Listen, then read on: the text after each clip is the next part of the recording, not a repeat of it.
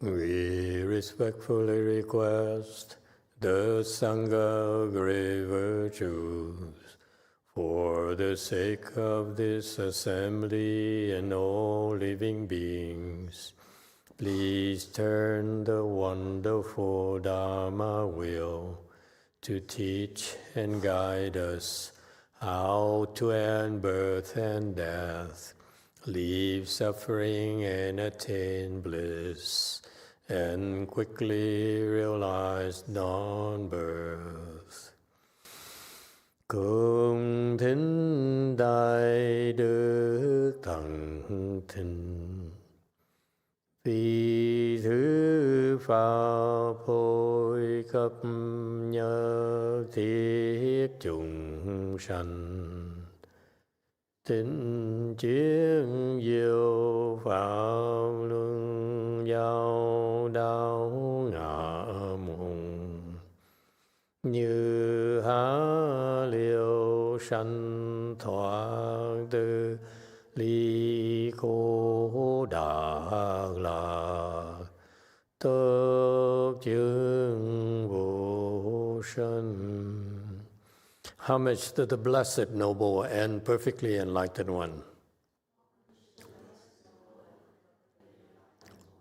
Nam mô Sa Đàn Thổ Sư Chế Đô Ye Ơ La Hơ Đi San Miao San Pu Tô Xie.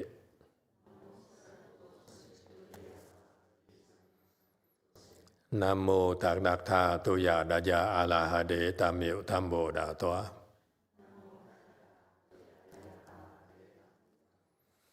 The unsurpassed, profound, subtle, and wonderful Dharma in 100,000 million aeons is difficult to encounter. Now that I am able to see and hear, I will receive and maintain it. I vow to fathom the thus come one's true and actual principles. Wu shang sheng sheng wei miao fa bai qian wan jie nan zao yu. 我今见闻得受持，愿解如来真实义。O Buddhas and Bodhisattvas, Great Master Qingliang, Great Master Thichvinhhoausa, all good monks and nuns, and all good known advisors, Amitabha. 诸佛菩萨、精良大师、师父上人、各位出家人、各位善知识，阿弥陀佛。Chư Phật Bồ Tát, kính thưa Thanh Lương Đại sư Hòa thượng Tiến Hóa, quý thầy cô và quý vị thiện sĩ Thích Ca Di Đà Phật. Hello everyone, today is the 15th of November 2024. We are at Wei Mountain Temple. To continue studying the prologue to the Avatamsaka Sutra written by Great Master Qingliang. We are now on slide 1086. We hopefully will be finished with this and then we'll move on to the chapter, some kind of chapter. All right, we're in the midst of discussing this. Again, don't worry about it. Absorb as much as you can. It's not about understanding.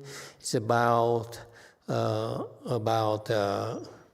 learning bits and pieces of wisdom from the Avatamsaka Sutra and planting those Vajra seeds of wisdom. And these are fantastic seeds of wisdom. So here, 1086, it's talking about Ichantikas. Ichantikas are those who have insufficient faith, who have no faith. That's why they're big in trouble. The concept being that if you want to enter Mahayana, Mahayana is like the great ocean. Only via faith can you enter it. That's what the sages of old said about studying the Avatamsaka Sutra or Mahayana. Mahayana, Avatamsaka Sutra is one of the deeper sections of the Mahayana, and therefore this is what it is. It's about in this section it says that with these ichantikas, they're getting nowhere. They will suffer for a long, long time because they have insufficient faith. To me, it's fascinating because this is what is so fundamental to life. The spiritual life. We're here in the 21st century. There's so much suffering because people ignore the spiritual life. They have no spiritual faith. Okay? Faith in something is bigger than they are, something much wiser than they are. And because of that, they don't know how to cope with their sufferings. And in particular, the Ichantika is a primary example where it's not about someone else, but that part of us that refuses to believe. Okay? And so the two kinds of people who will not enter the nirvana, Ichantikas are the first kind, where because they don't have faith, they don't deserve to enter nirvana, they're not qualified to enter nirvana. You want good things to happen to you. Bottom line is that, do you deserve it or not? Don't blame others for your suffering. Okay? You're suffering because basically it's your own doing, whether it's now or something that happened in the past. All right? And it's the truth is brutal, but if you don't even believe in that, it's very difficult for you to overcome your problems. Stop blaming others. Okay? Yeah. And so that's why these Ichantikas really, frankly speaking, they don't deserve to experience happiness. There's nothing you can do for them. They don't have faith. It's nothing you can do. That's what the Buddha is telling us right here. Okay? Yeah. And the other kind is that those who have sympathy and pity for all the realms of living beings, meaning the bodhisattvas, and they said, these living beings are suffering so much, I cannot afford to think of my own happiness when these beings are suffering so much. Okay? At that right there, folks, is the personification of what? Great compassion. Okay? They see people suffering and say, I can do something about it. And therefore, how can I possibly think of my own happiness, my own bliss, my own comfort? And that's personified by great Master Hsuan Hua. I can't think of anything that he does that is to cater to his own comfort, his own happiness. He's too busy helping others. And that's why, guess what? He's the happiest person that I've ever met is him. Because he doesn't worry about himself. He doesn't blame others for his suffering, for his difficulties. He doesn't say, see, I tried to help you so much all these years. You still don't get it. You still don't understand me. You still refuse my help. He doesn't blame him. He just keep on going at it and finding new ways to help others. Okay? And that's why I guarantee you, I've never met anyone as happy as he is. And he doesn't worry about himself at all. Not at all. I want to share with you because that's exactly what it is. These bodhisattvas, these mahasattvas, when they have great wisdom, like I said, I will not enter nirvana. I don't think of myself. Okay? And Master Hsuan says here, slide 1086, and this is also personified by Earthstore Bodhisattva. What Master Hsuan did is basically follow suit, copy, imitate Earthstore Bodhisattva, who made a vow. He says, This is the English translation. If the hells are not empty, I will not become a Buddha. When all living beings are saved, I will then certify the Bodhi. And I want you to do the comparison, because this is my version of it. I say, when the hells are not empty. It's not an if. Okay? It's a when. It denotes relentlessness. This Mahasattva is relentless. He's not going to stop until the hells are empty. There's no if here. Okay? When is what he means. You see, this is a problem with the translation. If you translate it, if the hells are not empty, I will not become a Buddha. When all of the beings are saved, I will then certify the Bodhi. That's the low-level Bodhisattva Dharma. I'm teaching you the Mahasattva mindset. When they are relentless, the hells are not empty, I will not become a Buddha. Okay? Until all living beings are saved, I will then certify the Bodhi. Maybe I will add another maybe for you. Because it really bothered me when I first learned this. I said, what the hey? So I'm supposed to do this and I will never become a Buddha, so what's the point? I really struggle with this. And I disguised it. I said, this is so nice. Such a good role model. But deep inside, I said, I can't do that. But now I understand. Again, this Bodhisattva, Mahasattva is relentless. And he said, until I save them all. I'm not expecting the Buddha to save them, expect one Yin Bodhisattva to help them and save them. I want to save them all. Okay? Then I become Buddha. Isn't it fantastic? And that's the Dharma behind Erstwhile Bodhisattva. It's not where, it's not if, it's not, it's the small Bodhisattva Dharma that they translate into English. Okay? Outside is Mahasattva Dharma. Okay, boys and girls? You like?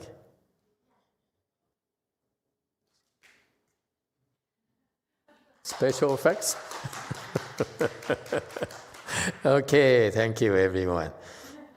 Okay, that's a difference, folks. It's a difference in mentality.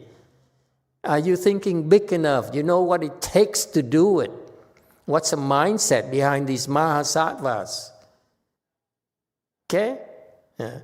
It's amazing. They are under Master Shinhua. This is Mahasattva who is relentless, and they don't get it. And you call it translation? You call this baby translation. That's low-level translation. It's okay. It's okay. Okay, so Master Shinhua says, the Chinese sing yin-yang again, good and bad. But what's needed is the middle way. I know why the middle way has anything to do with it, because by the way I define middle way is different from his. Okay? And this is where my confusion initially was. I said, so the middle way is somewhere in the middle. There's no such a thing as a middle. Are you Democrat here? Are you Republican? Okay, there's no in the middle. Okay? So I'm just joking about it, of course. I know some of you are still hurting. But anyway, so then he says, you know, a funny thing, I send my people to Asia, okay?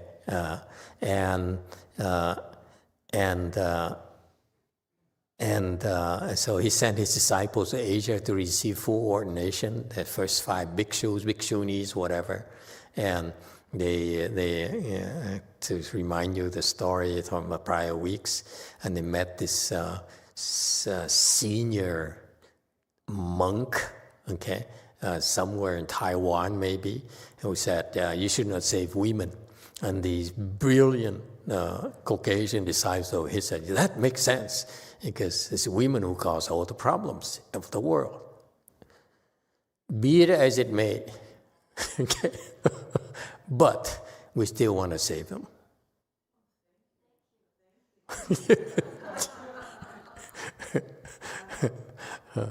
Only losers would punish people who are wrong. Okay? Yeah. But it's no proof they're wrong either. So anyway, so Master Shuyan says, my disciples, so this is a thing. He sent them there, and he couldn't quite speak English. They didn't quite understand him directly, so that's why there's some miscommunications. And you see the translation here. You see, they translated whatever he said. They translate into a bodhisattva level dharma instead of mahasattva level, which is when and until. Okay. Well, anyway, and but he very patient. He waited for them. He waited and waited and waited. Okay. And he says, it doesn't matter to me. I'm going to get, this is his secret, by the way. He says, I don't get afflicted by these people. I work so hard to help them. They don't get it. I don't get afflicted because to me, my motto is everything's okay.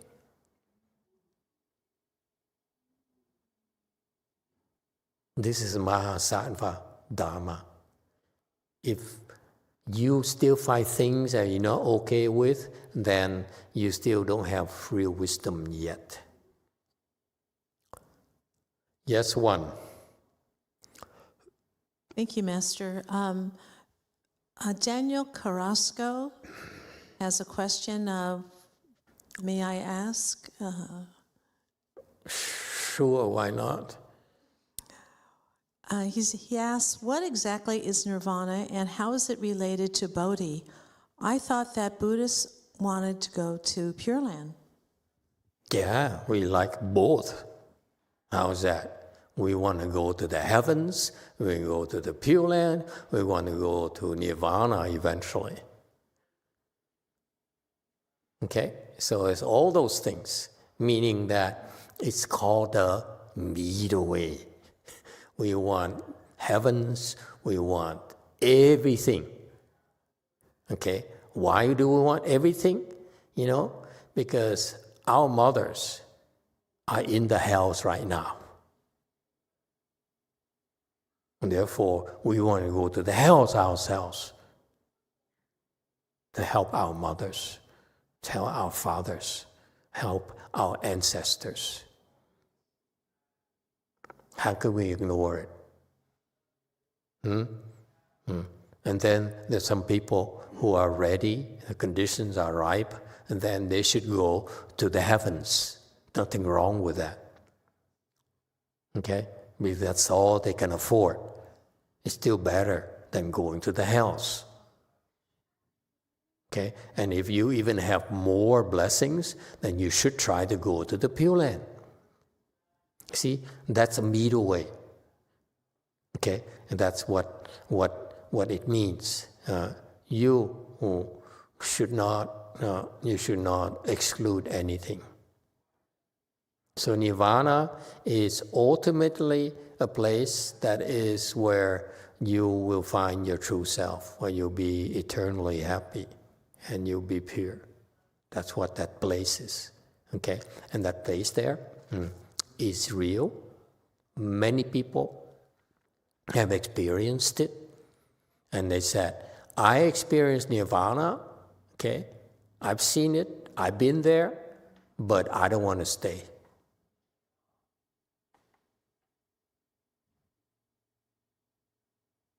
Because I'm busy, I'm trying to help others.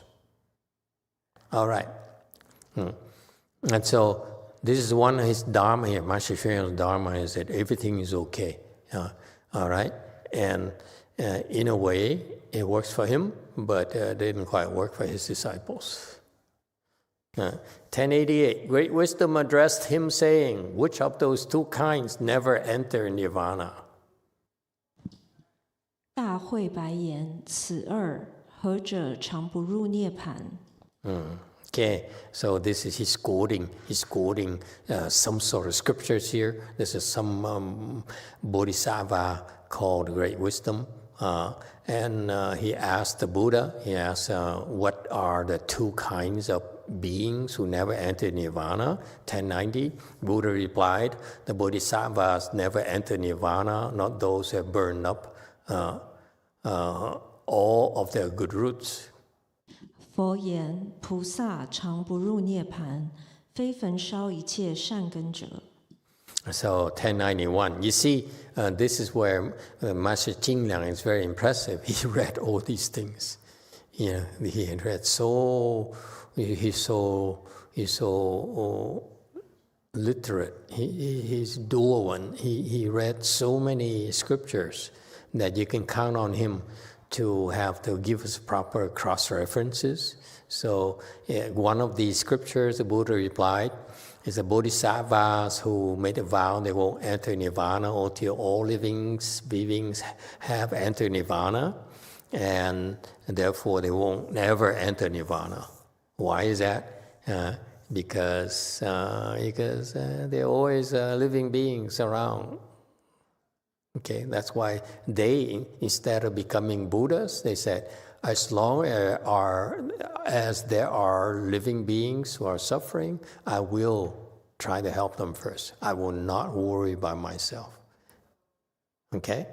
And this is the sticky point that really bothered me when I first started. I said, wow, then I should try another path. I want to go nirvana. There's too much suffering in this world.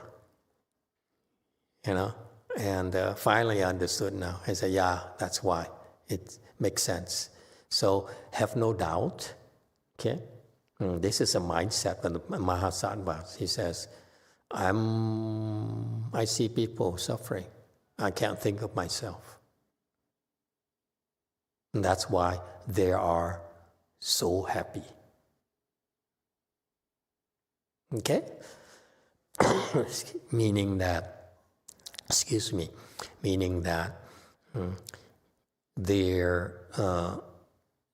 a middle way in the midst of sharing the suffering of all living beings. They also enjoy the bliss of nirvana.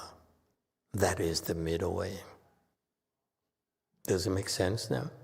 If they don't enjoy it, they'll be so stupid.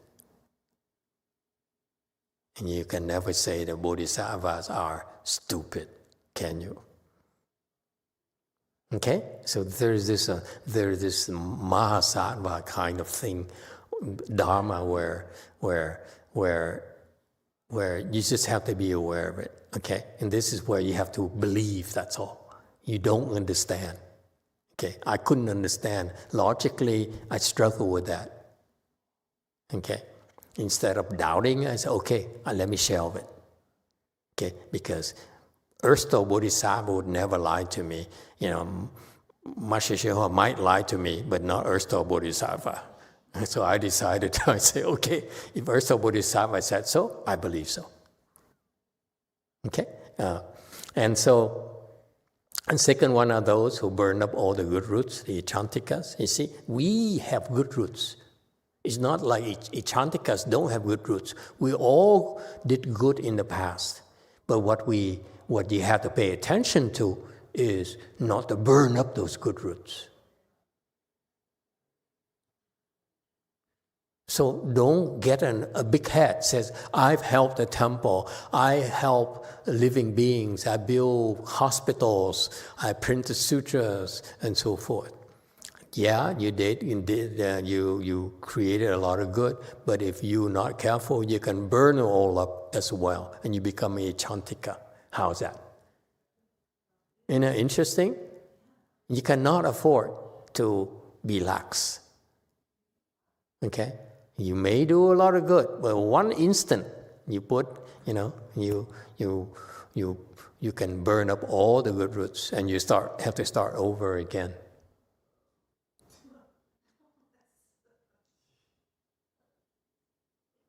That's why what stupid people, deluded people do. You cannot say that they don't do any good. They do a lot of good, but they don't realize they're also burning up their good roots as well. Okay?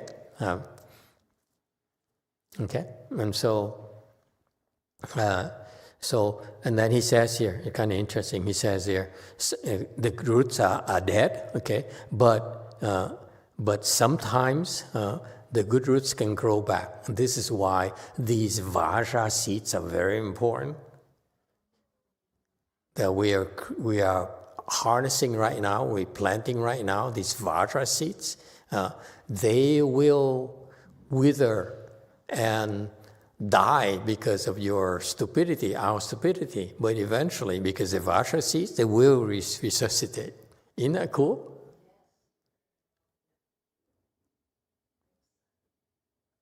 So what's water here? Water symbolizes what?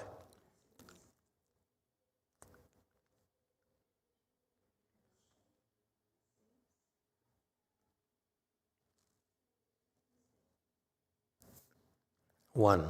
Certain positive condition. Positive conditions, okay, very good. How do those conditions occur?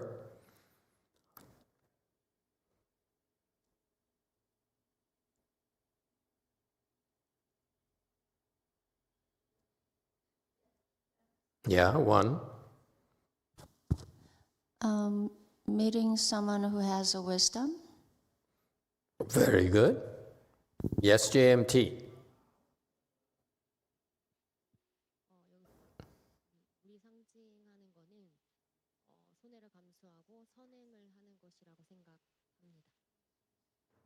So the water here, okay, is external help.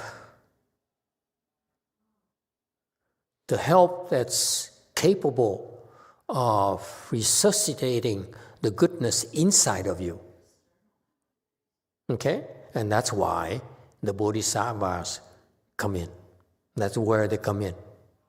They have to come and bring water to you, create an environment where water can reach you.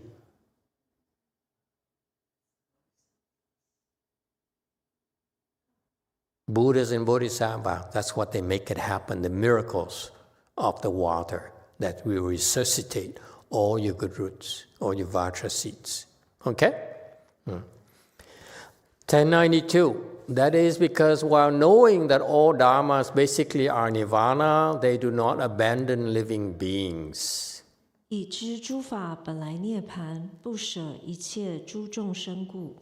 1093. So it says here that the bodhisattvas, the mahasattvas in particular, they know that all dharmas are just nirvana. Okay, it's right there. Okay, this is mahasattva level, so don't try to understand. Okay, never mind. Just listen to it. Plant the seeds. Okay. And nirvana, someone asked earlier about nirvana, it's not produced, not destroyed, not defiled, not pure, neither increased nor diminished. Okay? So it's all those things. And because of that kind of wisdom, they know deep in their heart, they do not abandon living beings. Okay? Okay. So this is sort of like a trade secret. You want to be successful and reach tremendous heights. And this is, we're learning about the mindsets or the doings, what drives the mahasattvas and the Buddhas. Okay, because I remember when I was younger, my role model was like Warren Buffett, make money at any cost.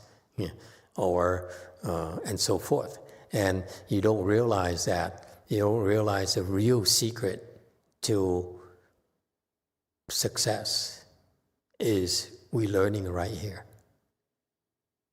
Okay, and it really matters to our children, because when you choose the wrong role model, you will suffer. I don't know if that makes sense to you or not. All right, 1094. The meaning then makes it clear that bodhisattvas enter and yet do not enter. 此意则明菩萨入而不入。Okay? Exactly the middle way. Okay? When they say, I will never enter nirvana, what does it really mean? They're there already.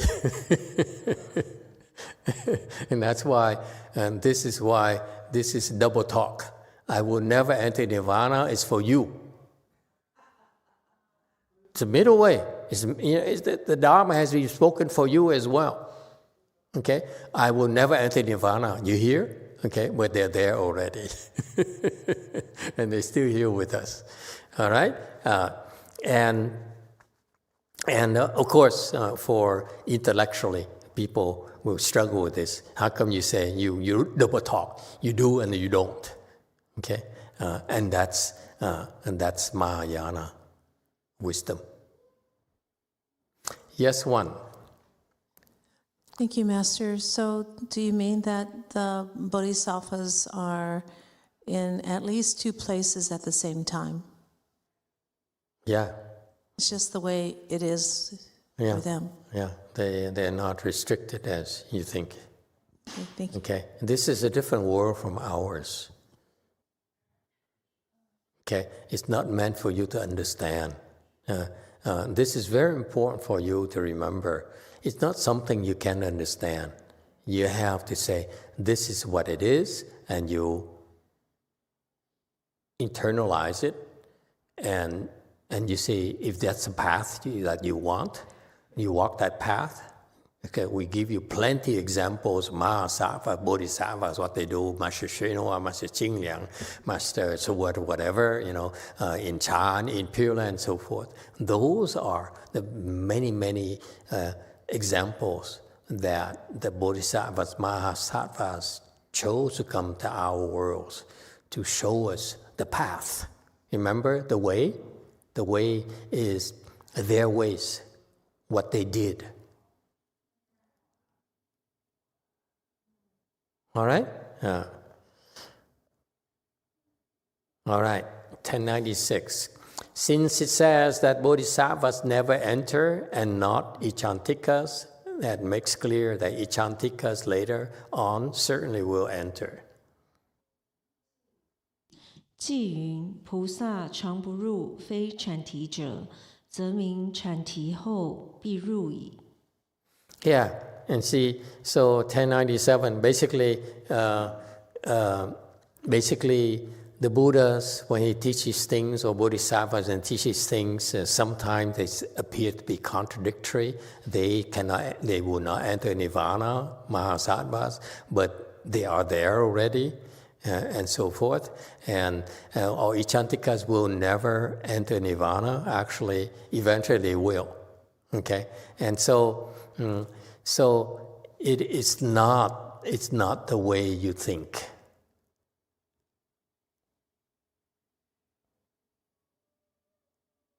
All right, it's not words. It's about you need to learn about this thing and say, okay, if that's what they do, that's what I need to do. Okay, there are plenty of examples of how to get there, many pathways for us to get there. 1098. Furthermore, the sutra itself says, through the spiritual power of the thus come one, a time may come when their good roots will grow again. 况今自云：复以如来神力故，或时善根生耶。 Okay, and so again, 1099, and it says here, on the surface, maybe when you see these poor souls, they burn up all the good roots, and it's nothing left. It's all ash and so forth. But you know what? The sutras, the scriptures later said that, but Buddhas will change their mind. And they said one day they're in a good mood, so they say, okay, I will turn these ashes into good roots for these poor souls. Okay, so when conditions are ripe, things will happen, miracles will happen. Okay, why? It's because they have the power. They can do it. Okay? When we deserve it. The point here, folks, don't say, "Oh, can you give me special favors, do me special favors, and make an exception for me." It doesn't work with Buddhas and Bodhisattvas, by the way. It doesn't matter how much you kiss up to them and be kind to them and so forth. They don't make exceptions. Okay? Yeah. DTT. Master, can the good seeds kill or destroy the bad seeds in someone?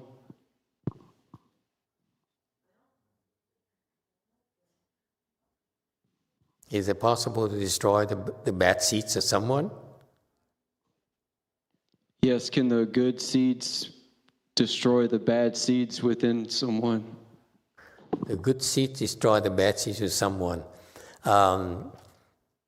No, not necessarily, because good seeds are good seeds and bad seeds are bad seeds. Okay, they're created differently, different circumstances. Okay, it's not about destroying them. And that's a good question, by the way. It's not about destroying all the bad seeds. If you destroy all the bad seeds, life would be so boring. Don't you think?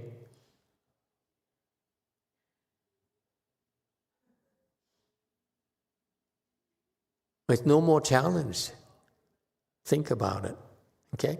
And so it's not about avoiding or destroying the bad seeds. It's about avoiding the bad seeds from maturing and making good seeds from maturing. So the good things, you want them to mature. Bad things, you do to prevent them from maturing, from growing. Does it make sense? And that's what cultivation is about. The good seeds, you want them to sprout. The bad seeds, you prevent them from sprouting. And how do you do that? That's called vigor paramita.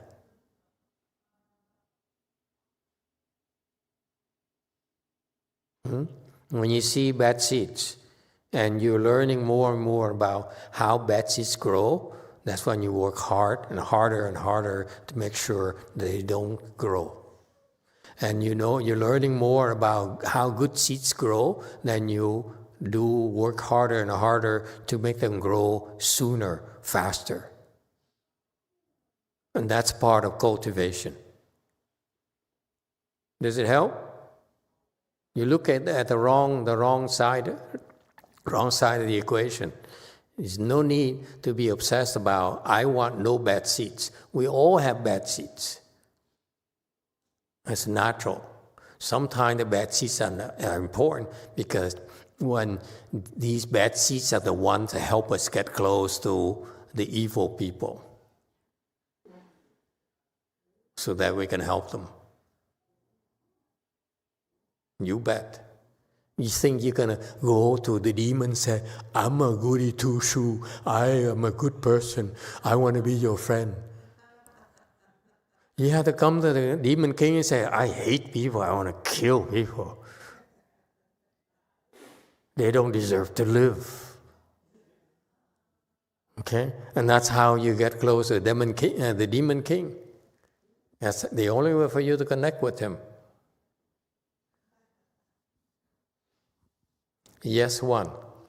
You're talking about maybe Mahasattva or Bodhisattva will do that, because ordinary people cannot really do that. We can't really control ourselves. Like we grow our really bad seeds, then we just get out of control. That's what we get. That's what marriage does to us. What do you want? Perfection?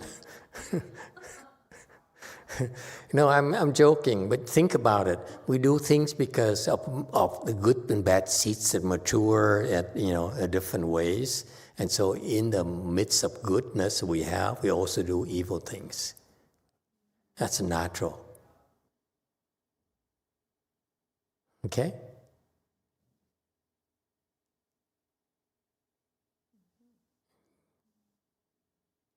All right, anyone else? Okay? And so here the Buddha, the Master Zheng says, I checked the scriptures, and yes, the Buddha did say that, yes, I will make the good roots grow again. Don't worry.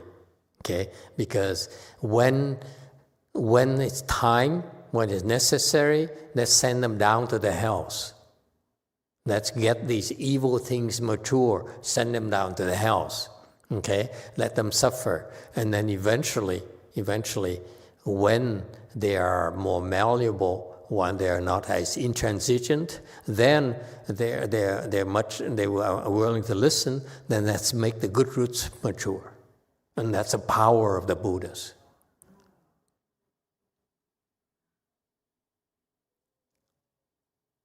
All right? So have no fear, just be patient.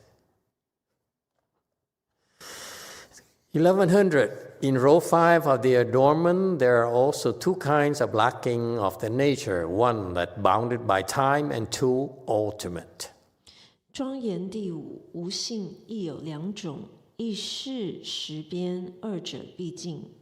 Okay, now he's quoting more the row 5, the adornment Shastra. And there are two kinds lacking the seat nature of Buddhahood. First kind is bounded by time. In the middle between the boundaries of beginning and end, having reached them. Okay, meaning there's a time factor involved here because our lifespans are so short. Okay, so our delusion is that we're stuck with that in a timeline. Whereas if you have more wisdom, then you see that the time is longer, and you, like Buddhas and Bodhisattvas, they see much longer timelines than us. That's why the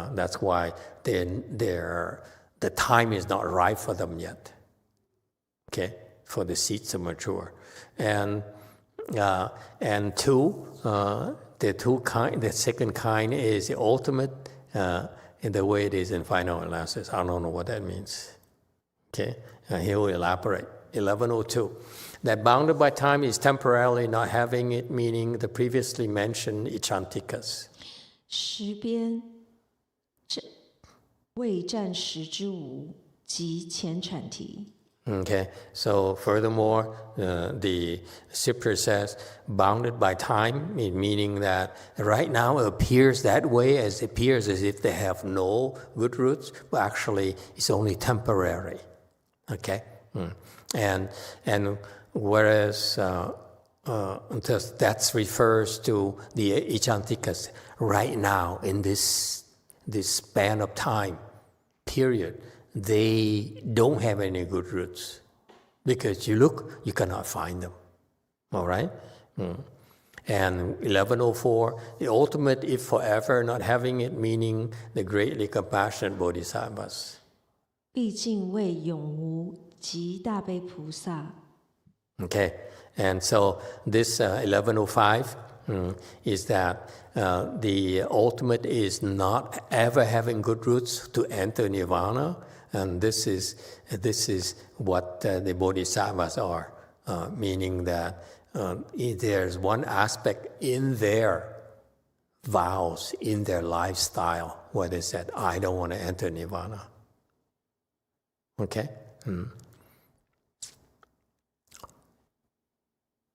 Okay, different world, folks. 1106, from this one knows that the above quoted great prajna, deep secret, and other sutras, all were spoken before the speaking of the Dharma flower. 是知前来所引大般若、深密等经，皆是未说法华之前。 1107. So he says, okay, this thing I wrote you is about I'm giving you quotes from the great Prajna Sutra, the Deep Secret Sutra, and other sutras. okay, that were spoken before the Dharma Flower Sutra. Dharma Flower Sutra, you see, it says here in the career of the Shakyamuni Buddha, he took the first 12 years to teach the Arhats and Prateka Buddhas, and then the next 8 years to teach Vaipulya, which is the connective teaching. And then, so you have the Agama, which is for beginners. Connective is to say, hey, by the way, there's more coming, okay, if you're interested. And then the third one is a special or separate teaching, where actually he taught people how to become enlightened, okay. And now here, Master Xinhua says, when you look at all these numbers, you add them up and add them, subtract and minus this few a year off here and there and so forth. And he says, let's not worry about the timelines, because it's all nonsense. All that matters, all this talk here is, are you enlightened or not? That's all. That's the whole purpose of all these things. Is not about these exact timelines. It's about you entering nirvana, you becoming enlightened. Okay, never forget that. Okay, all the thing is happening to you. Okay, is for the sake of you entering nirvana as soon as possible. That's all. Okay. If it might mean that you should go to the Pure Land first, okay, and so forth. It might mean that you need to suffer first and so forth. Okay? 1108. And because the time before was long, he termed them fixed nature and without the nature, yet they were not forever fixed or forever without it. 就其常时，云定性无性，非永定永无。 Okay, 1109. Simply put, it's not the way it seems to be. Okay? Buddhist teachings is not the way you think. When it's necessary, they tell you one thing.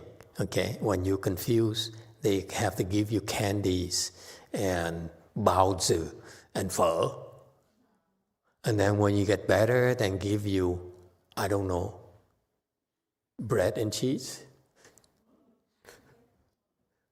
Okay, or maybe the other way around. I'm not sure. Okay, but the point here is that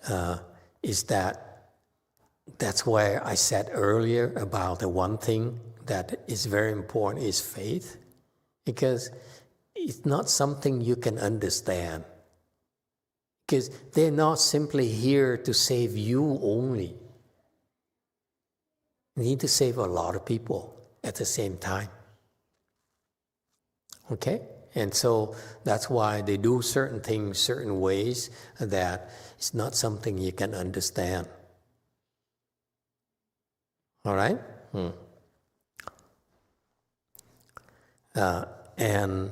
And this 1110, he goes on and on about fixed nature sound hearers and their fixed nature without nature. All those are temporary terminologies.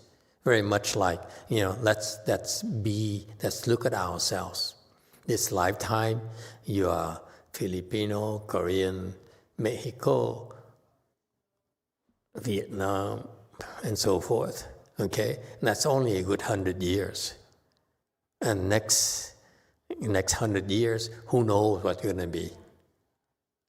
Okay, so you can't say, I'm forever American. I'm forever Vietnam. Okay, it's only temporary.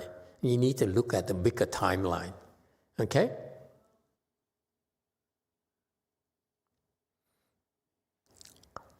And so he's going to argument, yes, number a little bit off 1 year here and there and so forth.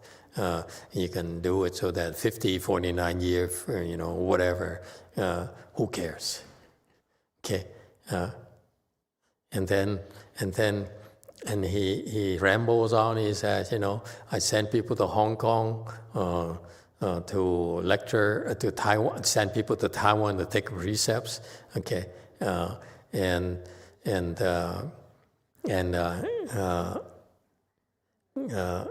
one left. It's how you can imagine how difficult it was for him, poor and not known, and the people came to him because they're hippies and they got free shelter, free food, and warm clothes or whatever for a while, okay, and he still allowed them to lead the home life and become fully ordained, because most of these people returned to lay life. Okay, so they were the early runs, the early waves to help build his American Sangha. Okay, and so it's a lot of grief he had to go through himself. Okay, and he says, you guys don't realize how much work it is that I have to protect you, I have to help you, I have to feed you. Not only that, I send you to the thing, and you listen to these strangers, okay? Because this is sounding good. That's how confused you are. That's how pitiful you are, okay? And we get a lot of help by myself too. We need to give you protection as well, okay? And so forth, and on and on. And I don't know why he's so emotional here. He talked about his disciples. I never get emotional with my disciples.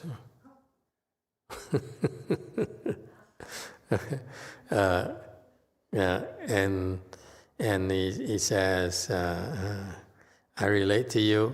My disciples loan me books, and one thing I like about that book is that you should not be afraid of enduring the leg pains. Okay, and that's what the whole book was what makes the whole book worth it to me. I went through the whole thing to say, that one thing here, that's very, very good. Okay? And then we are now at 11:18, moving on. And talked about some Buddhist jargon here. Prajna is a Sanskrit, and the history of the translation from Sanskrit into Chinese. It says there are 5 kinds of terms that they didn't translate, that the sages of old chose not to translate. Number 1, many meanings. We do the same thing too in English, right? Sometimes we use words from French, words from Spanish, from Espanol, from Vietnam, and so forth. Okay, phở is Vietnam. How are you going to translate phở? Okay, and so and so in particular in these languages, one word has multiple meanings. That's why it's better not to translate them. Okay, just learn a new term, new vocabulary. Number 2, terms not translated out of reverence, because it's a designation of respect and reverence, like Buddha. Okay, you don't want to translate Buddha. Okay, terms not translated because of ancient practice, because that's never wasn't done, so we should keep the same way.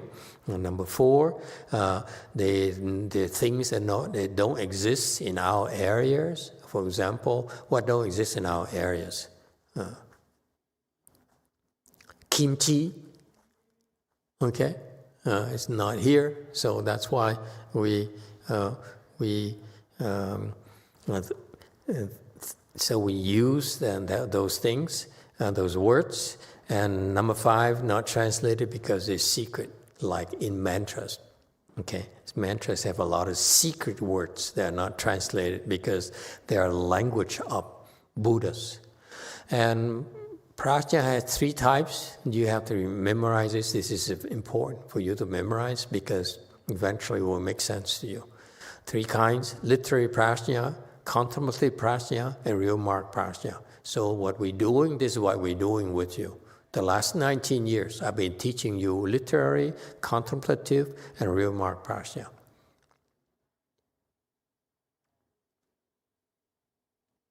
Okay, that's Buddhist wisdom. You need to have literary prajna, you have to have contemplative prajna, and you have to have real mark prajna. Okay, and so this is the genius of the training in Buddhism. We very deliberate. Give an example. Literary prajna are the things that you learn, the vocabulary, okay, the jargons. And what Master Hsuan did is fascinating to me, is that he gave us a subset of those jargons that we needed in Chan only, in Pure Land only. That's enough for us to become enlightened. Okay, so the genius of this, his genius is that you don't be fooled by the fact he explained a lot of sutras. Okay, that's for future reference. Okay, so it's planting the seeds for you, because unless you have those, you spend time planting the seeds up by reading, by listening. That's preparing you, paving the way for you to blossom. Without this, you cannot blossom. Without this, you are one type of flower. Okay, we want a whole garden of flowers, all sorts of flowers. Indian flowers, China flowers, and so forth. Everywhere. Okay? So that's why literary prajna is long-term investment, folks, including vajra seeds, okay? Indestructible seeds, all right? And then from there, okay, this is what very, very attractive to a lot of intellectuals. They love the Buddhist logic and how vast and how well woven the Buddhist fabric of knowledge is. Even intellectuals are very, very impressed. Buddhist teaching is extremely consistent. And you see the big picture, this tapestry is so huge and it is so beautiful, so intellectually stimulating. And that's what literary prajna is about. Okay?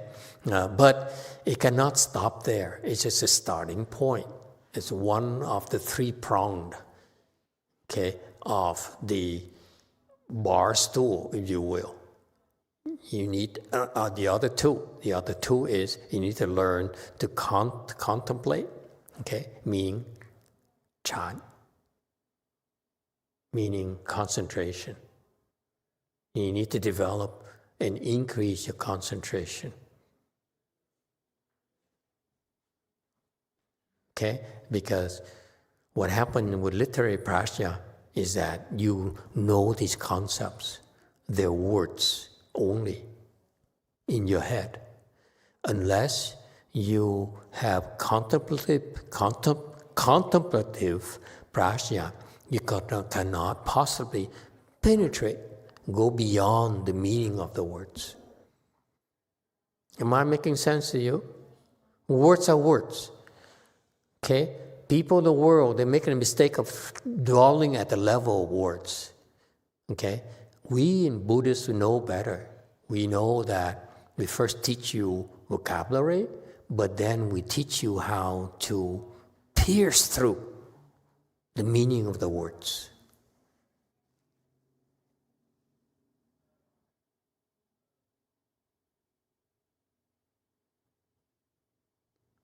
Yes, one. So, Master, for contemplative prasna, you got to be in certain level of samadhi. Yes, you need to be fourth, 4A or higher. Okay, what happened is that the problem with literary prajna is that they're just simply words. And what happens to these words is that they're so beautiful, they become attached to them. So contemplative prajna frees us from that attachment of the beauty of it. It's like, if you will, like a bowl of pho, a bowl of good food. Okay, it's very salivating. Okay, very enticing, looks very good. Okay, and you need to learn to be able to drop that excitement before your head can clear up. Okay, ordinary people, they get excited and they get afflicted and they become helpless. Hurts a little, they say, oh my God, this is too much. Okay, so contemplative prajna is to be able to stop that, stop the panic. Okay, and real marked prajna is when you have real wisdom. You'll be able to understand the middle way eventually.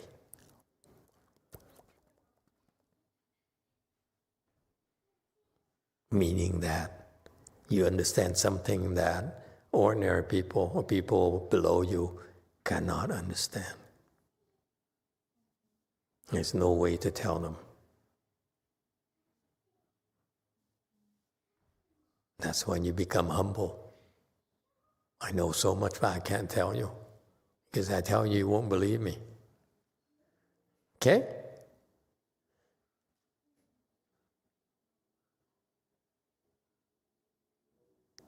Questions? Today you're so quiet. Okay, and he goes on and on about the 3 types of translation and so forth. Okay, moving on to 1122. I'm skipping a lot of things. You feel free to go back. These slides are shared in public domain, right? You feel free to read them or whatever. To me, it's just not that interesting. All the shastras are simply established in accordance with the Buddha's experience, so term them fixed and without. 诸论随佛方便成立，故云定无耳。 Okay, and this is Master Jing Liang again. He's quoting these things. He's very scholarly tone, and so he tell you, this actually these are the different jargon we use, like fixed and without Buddha nature and so forth. Actually, are simply jargons. It's okay. Don't worry about them. 1124, that's why I don't go into them. Therefore, such shastras as the dual nature and the Buddha nature all speak of the cause of ichantikas, having slandered the great vehicle. 故宝性、佛性等论，皆说以一阐提谤大圣因。More references, and the more dual nature shastra, Buddha nature shastra, okay, that they have slandered the great vehicle sutra. And that's why now they don't have enough faith. Okay, so it's interesting to see here, based on this Buddhist scriptures, that you lack faith because in the past you slandered the great vehicle sutras. So remember that. Don't slander. Okay? You slander, you're asking for a lot of suffering and pain for you. Okay, for example, he says this is very real nowadays, especially in academia. A lot of professors claim that Shurangama Sutra is fake. The Dharma Flower Sutra is also not truly spoken by the Buddha. Okay, and so on. Why not mention Earthstar Bodhisattva Sutra, the Flower Dormant Sutra? Okay, and you see, these people are trying to make a name for themselves, trying to get attention to themselves. So say they don't realize that they're only hurting themselves. And not just these people, but actually be careful for us who translate. You have to be careful that you don't want to, on your own, decide what to translate, what not to translate. Okay, you don't have enough wisdom. Just be humble. These are the words spoken by the Buddha, and therefore translate them all. Okay? Because if you pick and choose, then you are saying this section, this chapter I'm leaving out is not authentic. It's not. I can't understand. Therefore, I'm going to leave it out. So basically, you are endorsing the fact that it's probably inauthentic. Okay, don't do that. So that's Master Shenhua's tip to us. 1128, and based upon limitless time, say that they are without the Buddha nature, and yet these shastras are not stating that Ichantikas ultimately lack the pure nature. 依无量时说无佛性，非为究竟无清净性。 Okay, so he's saying, 1129, he says, when you create these offenses, okay, he says it in a scholarly way, but I explain it in simple terms for you. When you create these offenses, slander the Mahayana sutras, slander the Bodhisattvas, Mahasattvas, you will have to undergo a lot of suffering for a long time. Okay, and that's why during a long time it appears like you're Ichantika, you don't have the Buddha nature. Actually, you look a little bit longer, you see that they eventually become Buddhas themselves. Okay, and so this is confirmation for you that when you create these offenses, it seems to be no big deal. Slandering the Buddha Dharma, slandering the Mahasattvas, Bodhisattva Mahasattvas, you're going to suffer for a long time.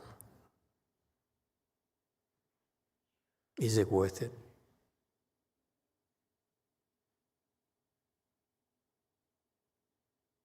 Okay.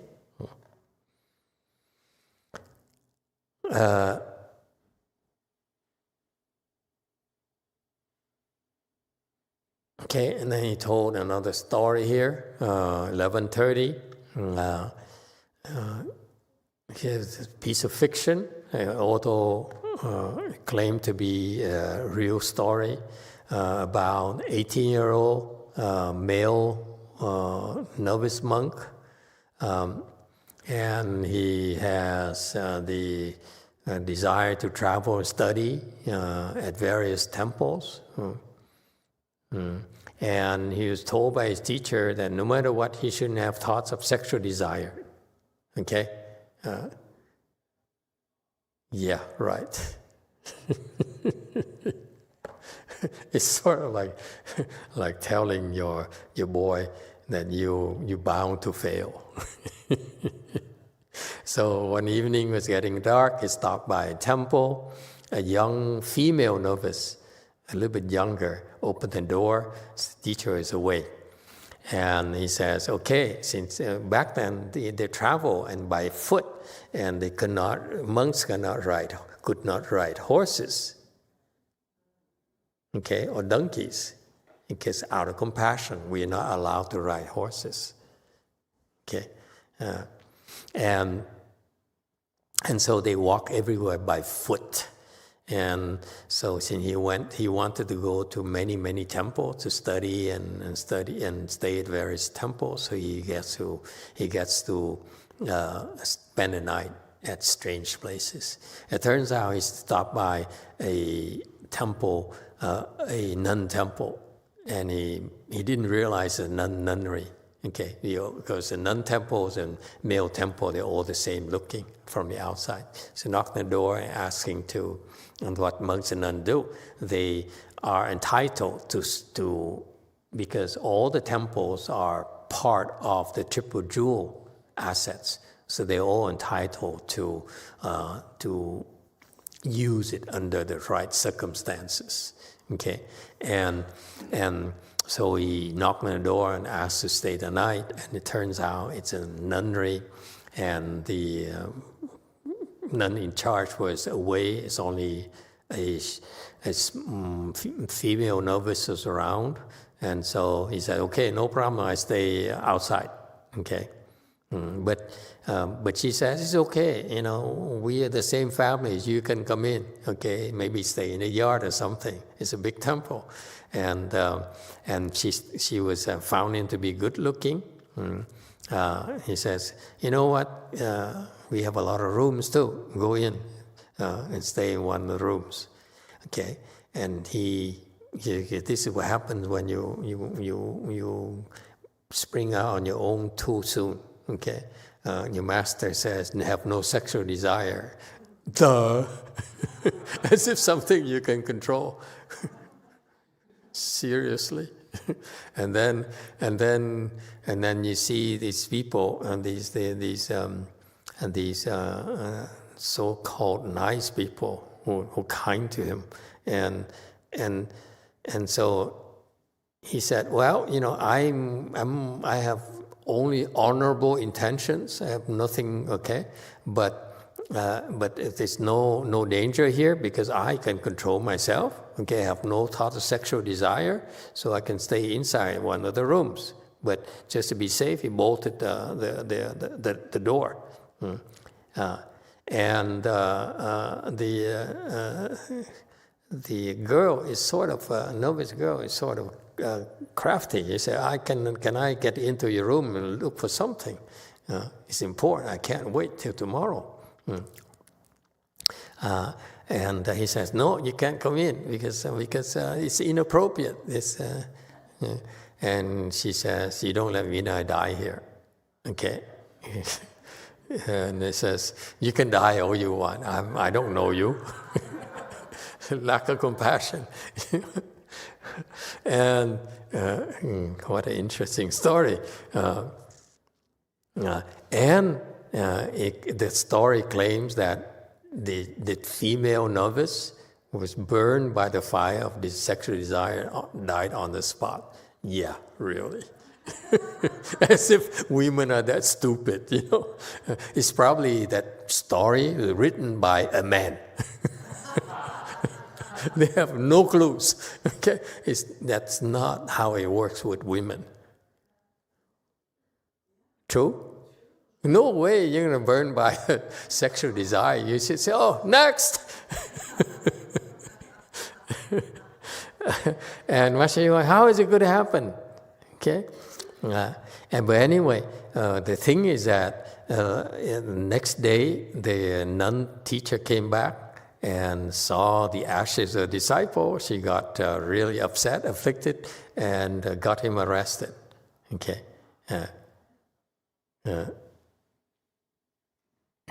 Anyway, so Master Yeshua, it's funny that these people are so naive. They read these things and believe anything. And how? What does it have to do with what he's teaching? I have no clues. Okay. So you see, he BS's too. He digresses too. That's my point. Okay? And then he goes to serious business. He says, "Tomorrow we have a Buddhaization session. Okay? So we're going to purify the boundaries. We should do that. But we're lazy. Okay, usually they do a ceremony thing where you purify the boundaries, where you set up the boundaries, where within the boundaries, people will need to behave, and they are protected by within the boundaries, meaning that if they walk around, they recite the Dabejo, Great Compassion Mantra, and they set the boundaries right there. And in doing so, you have special protection that the troublemakers, they cannot come in, okay, unless they cultivate. They cannot come in and cause problems for you. Okay, so this is a process that you do at my master's temples. And we did it once, I think, at Lu Mountain Temple for a few times, and then later they all left, so I got lazy. I said, there's no one else. So I'm going to skip the purify boundaries, me anyway, so who else are going to cultivate? And only a handful of my trusted disciples. They don't need any protection. So, but anyway, this is what they do. This is actually ceremonial. It's not a bad thing to do, actually. You know, if you abbots feel like doing it again, by all means, do it. Okay. Okay. And he says, it talks about Pure Land. It's one recitation of Buddha's name, and all will accomplish Buddhahood. Okay. Sounds like a commercial to me. All right. And 11:35 is as recitation sessions. We organize only a few times a year. Abhidhamma recitation, 1 year recitation. So please come. Don't miss the opportunity. And he started to teach the Pure Land Dharma door here. He says, you recite the Buddha's name, recite Wan Yin's name. In the future, you will be able to, we will have the chance to go to the Pure Land, okay? And so don't forget about the land of ultimate bliss. That's a very, very nice place. All right, so that's the introduction to the Pure Land Dharma door. So he started pretty early back then already. Okay, yeah. All right, 11:36. If one maintains that the Dharma flower is a teaching of the second period, which in order to draw in those not fixed in the two vehicles, speaks of all accomplishing Buddhahood. 若谓法华是第二实教，唯引不定二圣，故说一切悉皆成佛。I think we're starting a new section here. I don't feel like going into it. Only have 5 minutes left. Anyone has any questions, any comments? Yes, 8. Amitabha Masters, I want to ask a question regarding my sittings. So usually when I'm sitting, I'm shaking a lot, and there was a period of time I started to do, it doesn't always work, but there will be time that if I'm really trying to focus on my navel or listening to or reciting a mantras for medicine master mantras, the shaking would stop. So you told me before that shaking is also a good thing, and so I want to ask, if it's really trying to stop the shaking is a good way to focus on something to stop the shaking is a good practice or a good way to go. Thank you, Masters. Okay. For some reason, we have a lot of people who shake at our temples. A lot of people. You see, only weirdos come to our temple, in other words. A few are normal, okay, don't shake at all. But so many people shake. And there's a reason why you shake. I'm not telling you why, I'm not teaching you why. Part of the teaching here is for you, as I said. It's a very good thing. And I want to share it to all the monks and nuns out there. When people shake, it's a very, very good thing. Okay? It's an excellent state. And eventually, they will stop. It's a matter of time, okay? And ultimately, when they get higher, one day they understand why they shake naturally, okay? And so this is part of your development of your faith. If you don't believe it, a lot of people, when I first started, there's some people who shook a lot, and I told them when they didn't believe, so they dropped out, okay? And they basically quit meditation, okay? Yeah, go from full lotus to half lotus because they didn't want to shake anymore, okay? And after a while, I would not be surprised if in even a half lotus, they eventually will shake again, okay? Because there's a reason for it. Okay, it's for you to, so all you have to do is endure, that's all. You don't need to do anything. If it shakes and it's difficult for you to concentrate harder, fight it, that's all. Don't try to make it stop shaking. There's no need for you, because it's a good thing. I told you already, shaking is a very good thing. Why would you want to try to stop it? Stop a good thing from happening to you, and so that you don't shake. Not shaking is not necessarily any better than shaking. Okay? Actually, when you shake, you progress a lot faster than without shaking. In those of you who shake. Okay? So I know it bothers some of you, and it's worrisome, especially like some people, they roll around on the Buddha hall and so forth, and they do crazy and stupid things. They move in strange ways, and so forth. It's alarming, but I know the cause of that. That's why I assure you it's a good thing. Don't have to worry about it. Okay, and those of you out there who are worried, and because your monks and your teachers told you to stop, I remember, what is XF? XF used to shake a lot. I came to her temple, and her master forbade her to meditate, to cultivate, because the way you move is too crazy, and it scares our people away. And the girl only wanted to cultivate. That's the only thing she wanted to do in her life. And she was told not to cultivate. So I had to help her. I helped her not shake as much, or stop shaking, and so forth. Okay, so you could say that I'm the one who helped her continue her career as a nun. Okay, maybe. And she didn't know that. I never explained to her. But this is the thing. Eventually, you just do whatever you can to help. But eventually, it's about them. It's not about you. Whether they believe or not doesn't matter. But eventually, look at her. Now she still shakes, but occasionally she shakes. Before, it's pretty bad. She was crazy. She was scary. She make these dance moves,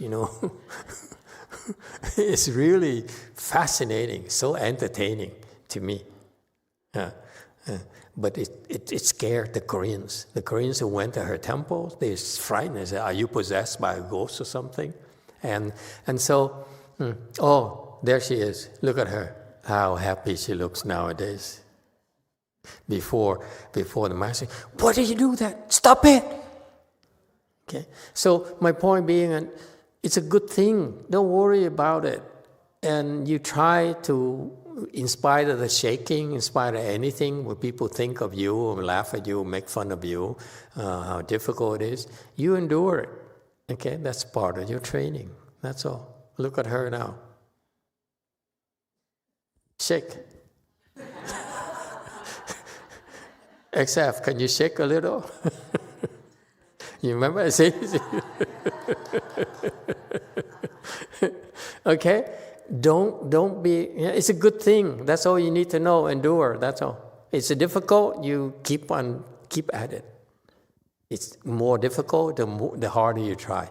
Yes, 8.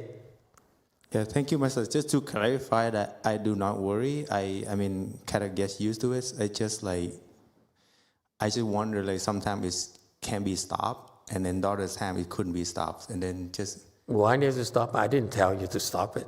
Stop it. yeah. So thank you, Master. Yeah, you're doing things that are they're not good for you. Don't try to stop. Just let it happen. Okay? If it shakes, it shakes. If it rolls, it rolls. I don't care. Okay? But don't hurt yourself. Okay? Don't allow yourself to get hurt. Yes. Yeah. Could I ask a quick follow-up question? Another shaker, clearly. And so every Monday, Tuesday, and Wednesday, I do the Avatamsaka Sutra, Chapter 40, Yeah. the 5 division. Mm-hmm. And I noticed that when I start shaking a lot, like when my head starts going, I can't read anything, so I can't really do the recitation. Is it more important that I just continue shaking, and if I can't read it? If you can't read it, you can't read it because you're shaking. You're too busy shaking. Okay, so the shaking's more important than Just ignore it. okay. You can't shake, you can't read because you're shaking. It's a natural thing. The thing is that don't meddle. Don't intervene with it. Okay? Just let it happen. That's all. And if you can't read, you can't read. You can't recite, you can't recite. You can't concentrate, you can't concentrate. But you are concentrating on something else because you're still shaking. You cannot shake unless you're concentrating. Okay, so it's a good state. Okay, we stop here tonight. Thank you, everyone.